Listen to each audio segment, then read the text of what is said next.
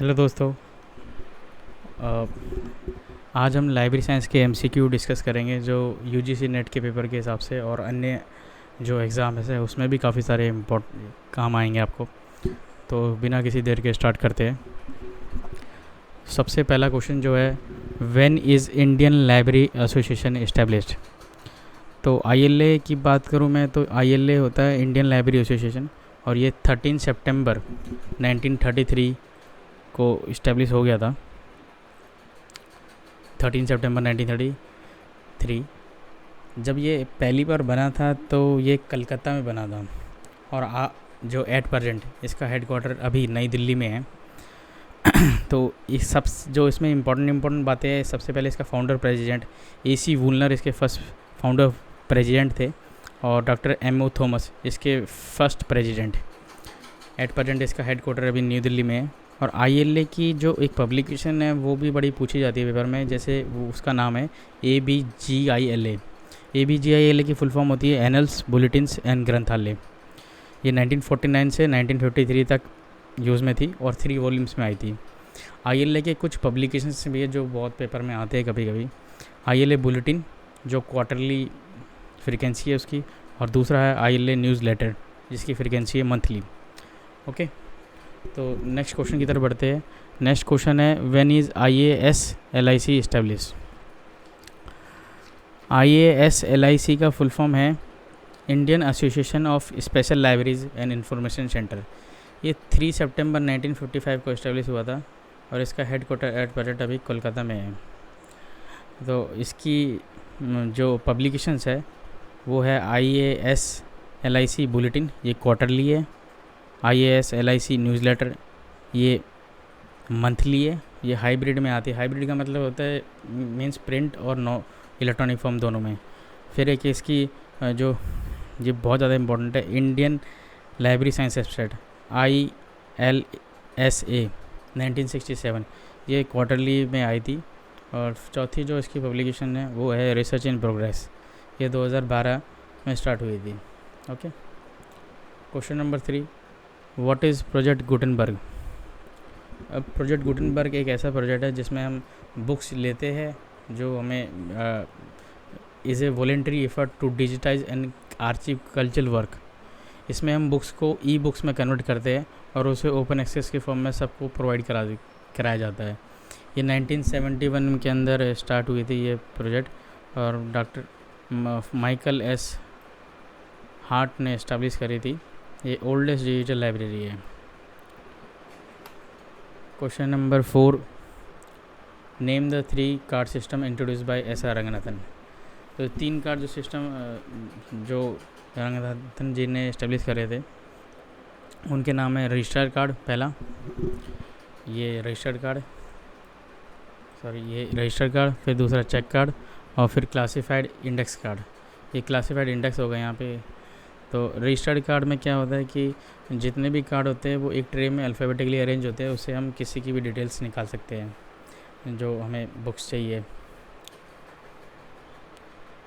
Okay, check card होता है, ये receipt and non receipt of particular issue के लिए काम आती है। क्लासिफाइड इंडेक्स कार्ड में क्या होता है कि हम एक लाइब्रेरी में कितनी मैगजीन्स अवेलेबल है एक सब्जेक्ट के ऊपर वो पता करी जा सकती है। ठीक है, ये जो 3 कार्ड सिस्टम्स है ये यूज़ होता है पीरियोडिकल्स के लिए। पीरियोडिकल्स कितनी है लाइब्रेरी साइंस में। Question number 5, what is the full form of ISBN। ISBN की फुल फॉर्म होती है international standard book number. International standard book number ये 13 डिजिट का होता है, और ये 1 जनवरी 2007 के बाद ये 13 डिजिट का हो गया था। इससे पहले ये 10 डिजिट का था। तो ये भी पूछा जाता है कि कौन से ईयर के बाद ये 10 डिजिट का हुआ। तो ये बहुत पेपर में आता है, और ये प्रोवाइड करा था राजा राम मोहन राय नेशनल एजेंसी, ये प्रोवाइड करती है। RRRNA नेशनल एजेंसी ये प्रोवाइड करती है ISBN नंबर। जितनी भी बुक्स छपती है भारत के अंदर, जितनी भी बुक्स एक पब्लिश होती है इंडिया में, तो उसमें ISBN नंबर जो देता है वो देता है राजा राम मोहन रॉय नेशनल एजेंसी। ठीक है, question number 6, what is the full form of ISSN। ISSN का फुल फॉर्म होता है इंटरनेशनल स्टैंडर्ड सीरियल नंबर, ये 8 डिजिट का कोड होता है। जितने भी सीरियल्स, मैगजीन्स और जितने भी हमारे सीरियल्स होते हैं उसमें 8 डिजिट का ये हमें नंबर दिया जाता है। तो ये कौन देता है, तो ये भी देख लीजिए आप, ये देता है निस्केयर, NISCAIR निस्केयर। ये भी पेपर में पूछा जाता है कि निस्केयर कब इस्टेब्लिश हुआ था। निस्केयर हुआ था 30 सितंबर 2002 को इस्टेब्लिश हुआ था। और एक ISSN के बारे में ये भी इम्पोर्टेंट है कि एक ही बुक के अगर फिज़िकल फॉर्म में और प्रिंट फॉर्म में, तो दोनों का ISSN नंबर डिफरेंट होगा। उसमें PISSN नंबर लिखा होगा और इस इलेक्ट्रॉनिक फॉर्म का होगा EISSN नंबर। तो ये बात आप ध्यान रखिएगा। ओके, ISSN नंबर निस्केयर देता है। निस्केयर अगर ऑप्शन में है तो इंस्टॉक कर सकते हैं आप, इंस्टॉक। ओके, अगला question, what is QR code. QR code, ये भी बहुत अच्छा क्वेश्चन है।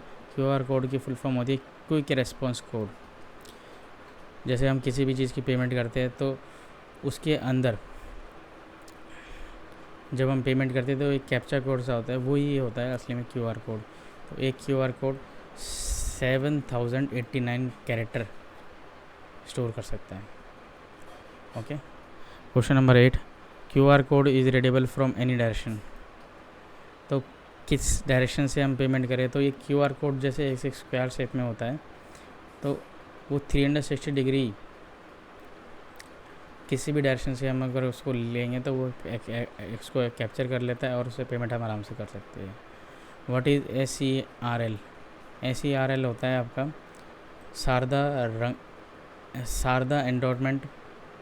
Sharda Ranganathan endowment for library science.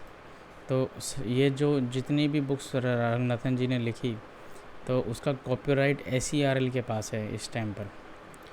और ये रंगनाथन जी ने अपनी वाइफ शारदा के नाम पे स्टार्ट करा था, शारदा जी के नाम में, क्योंकि उनकी पत्नी जो सेकंड वाइफ थी उनका नाम शारदा था, तो उनके नाम पे स्टार्ट करा था। और यही कॉपीराइट सारा हैंडल करती है अब रंगनाथन जी का। ऐसा रंगनाथन जी की जितनी बुक्स हैं उनका कॉपीराइट SERL हैंडल करता है।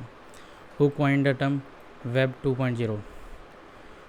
तो वेब 2.0 टिम ओ'रेली ने स्टार्ट कॉइन करा था ये टर्म। तो वेब 1.0 में क्या होता है कि हम सिर्फ उसको कंटेंट को रीड कर सकते हैं, उसको व्यू कर सकते हैं, लेकिन वेब 2.0 में हम उसको उसके साथ इंटरेक्ट भी कर सकते हैं।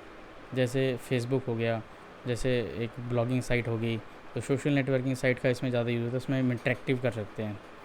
ओके, तो ये 10 क्वेश्चन मैंने अभी लिए हैं, तो होप आज सबको अच्छा लगा होगा। और ये सिर्फ एजुकेशन पर्पज़ के लिए मैंने बनाया है। तो थैंक यू।